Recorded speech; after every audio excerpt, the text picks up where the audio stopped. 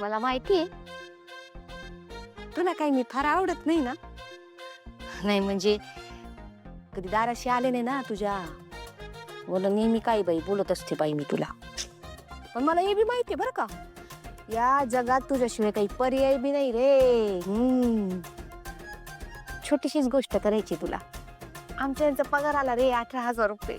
पण डोळ्यातलं पाणी जसं वाहून जात तसा वाहून गेला रे तो पगार.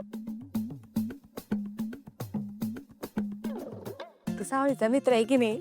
हा, तुम्हा दोघांचं बॉन्डिंग पाहिलंय मी. आता मी सावळीची वहिनी म्हणजे तुझ्या बी जवळचीच की है ना, म्हणून म्हटलं थोडीशी आपली रिक्वेस्ट करून पाहावी.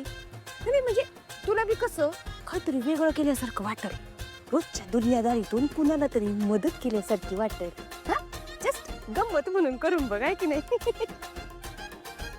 सोपी गोष्ट आहे एकदम. आमच्या यांचा पगार वाढ काय, यांच्या पगाराच्या जीवावर एवढ्या उधाऱ्या करून ठेवल्यात मी, ते पैसे फेडता नाही आले तर.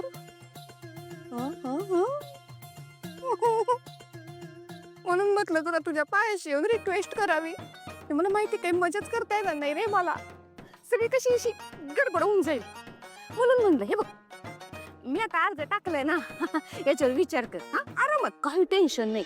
पण जरा 1-2 दिवसात अर्जंट केलंस ना तर कसं माझ्या जीवाला बरं वाटेल. हा,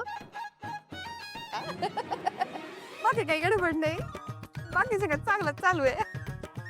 विठ्ठल विठ्ठल जय हरी विठ्ठल, विठ्ठू राया माझा सखा.